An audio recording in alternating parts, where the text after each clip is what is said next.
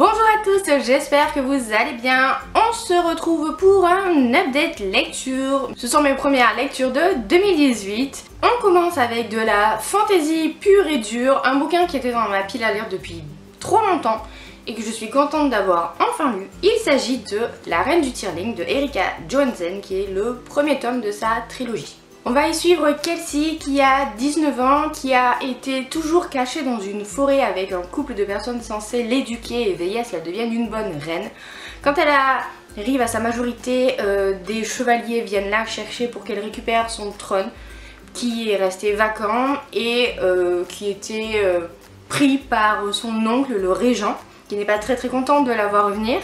Tout comme la reine rouge du royaume voisin n'est pas très contente non plus que Kelsey arrive au pouvoir. Voilà, grossièrement. J'ai bien aimé cette lecture, mais j'ai été quand même assez surprise. Je m'attendais à quelque chose comme Déraciné de Naomi Novik. Et en fait non, c'est beaucoup plus sombre. Il arrive plein de choses à Kelsey, il y a plein de morts. Vraiment, on n'est pas du tout dans un truc épuré. C'est un petit peu torturé.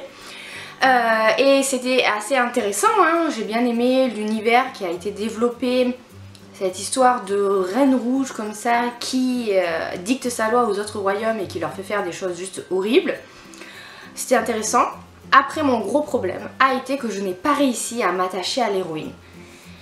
Et vu que tout est de son point de vue, ça coince. Voilà, ça m'a quand même empêché de vraiment apprécier cette lecture, dans le sens où j'ai trouvé l'héroïne très froide, très rigide. Voilà, j'ai eu du mal à m'attacher à elle et j'ai pas réussi d'ailleurs. Hein. Et du coup, quand il lui arrivait des choses, quand il lui arrivait des coups durs, quand elle ne savait plus quoi faire, bah, j'étais pas investie dans l'histoire parce que je m'en foutais. Je vais pas dire que je m'en foutais, mais voilà. Ça m'a vraiment beaucoup manqué et du coup, je n'ai pas réussi à apprécier totalement cette lecture. Donc je ne sais pas vraiment quoi faire. Est-ce que je vais lire la suite ou pas ?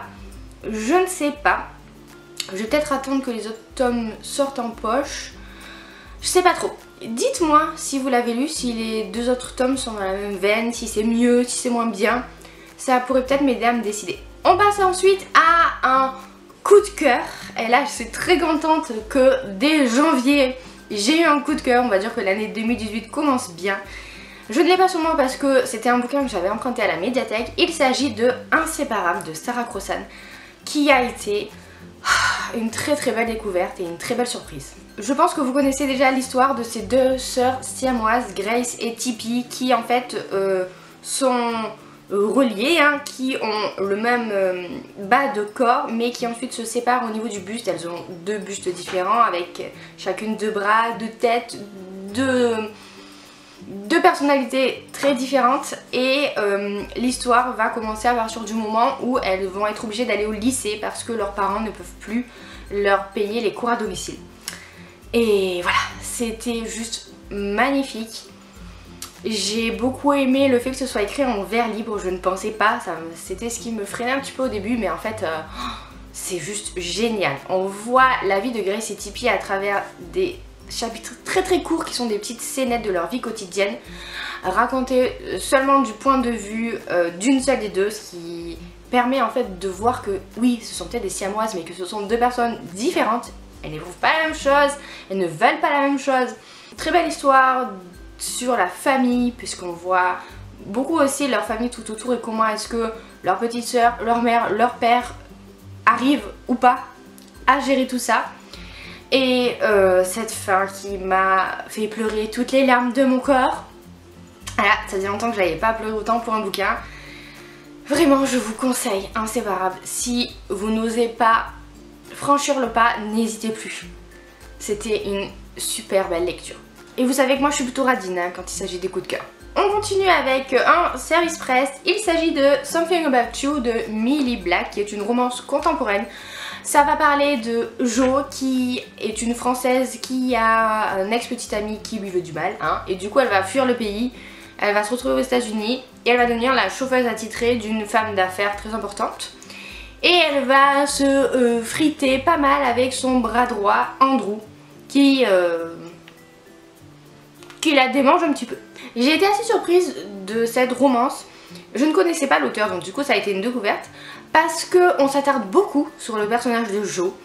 On s'attarde beaucoup sur sa vie, sur le fait qu'il faut qu'elle redémarre autre chose, qu'elle ne sait pas quoi faire pour rester aux États-Unis, ensuite pour affronter cette nouvelle situation qui l'oblige à changer parce que Jo c'est quelqu'un qui est très brut de décoffrage, elle a des tatouages partout, elle a les cheveux bleus, elle dit tout le temps ce qu'elle pense et là bah, du coup en devenant la chauffeuse attitrée d'une femme d'affaires classe, elle a l'impression qu'il faut qu'elle se renie, ce qui était très intéressant à voir. Du coup on est vraiment beaucoup sur le personnage de Jo et la romance ne vient qu'après. Et quand la romance vient, c'est mignon, voilà, je dirais pas que ça m'a transporté parce que ce n'est pas le cas.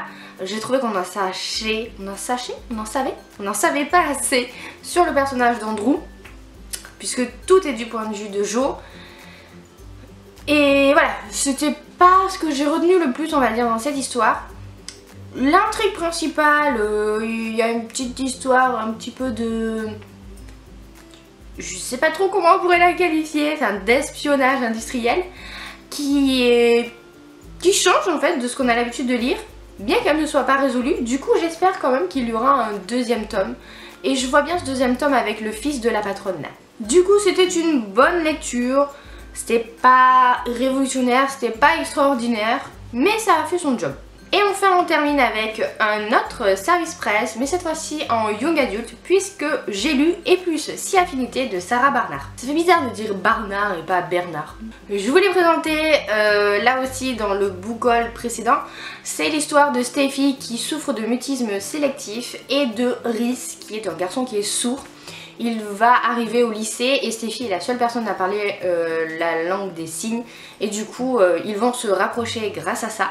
Et Rhys va quand même pas mal permettre à Steffi de s'ouvrir au monde, chose qu'elle ne faisait pas puisqu'elle souffre d'anxiété sociale, je crois qu'on appelle ça, enfin d'anxiété sévère à cause du fait qu'elle n'arrive pas à parler dans toutes les situations. Des fois ça marche et sa voix passe et des fois elle n'y arrive pas. La romance qu'il y a dans cette histoire est assez banale, elle est tout ce qu'il y a de plus classique puisque ce sont deux adolescents qui vont découvrir toute leur première fois et comme tout le monde hein, malgré leur handicap respectif. Ce que j'ai préféré c'est quand même le fait qu'on aborde un petit peu, mais je trouve pas assez quand même, l'univers des sourds, le monde des sourds comme dit Rhys. Toutes ces choses qu'on ne se rend pas compte nous en tant qu'entendants, toutes les difficultés en fait auxquelles ils doivent faire face. Mais ce que j'ai préféré surtout c'est Steffi et ses problèmes, la manière dont elle va essayer de les surmonter petit à petit. Le mutisme sélectif c'est quelque chose dont je n'avais pas vraiment entendu parler et je trouvais ça très intéressant et bien abordé. Le fait que la famille de Steffi, oh là là, à chaque fois je veux dire Steffi, la famille de Steffi réagit de manière très différente à ses problèmes. Sa mère qui trouve qu'elle fait du cinéma, qui ne comprend pas du tout sa maladie, et son père qui est quand même beaucoup plus souple, beaucoup plus tolérant. Ça rajoute un certain réalisme à l'histoire. Du coup je dirais que c'était une bonne lecture, très douce, très mignonne, où on aborde des thèmes quand même pas vraiment évidents, mais pas du tout de manière larmoyante ou... Voilà, c'est pas du tout ça, c'est plutôt une question de dépassement de soi et de comment est-ce que Steffi, puisque tout est raconté de son point de vue, hein, va réussir à surmonter tout ça, se poser beaucoup de questions par rapport à sa relation avec Rhys. Et c'était très intéressant, franchement j'ai beaucoup aimé.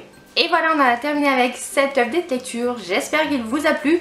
N'hésitez pas à me dire si vous avez lu aussi ces livres-là, ce que vous en avez pensé, ou s'ils vous tentent. N'hésitez pas aussi à vous abonner à ma chaîne, on a dépassé les 3000 abonnés au fait, donc ça c'était une super nouvelle, j'étais très contente quand j'ai vu ça. Donc j'espère que ça continuera. Et sur ce, moi je vous fais plein de bisous, je vous souhaite de très bonnes lectures, et à bientôt dans une prochaine vidéo.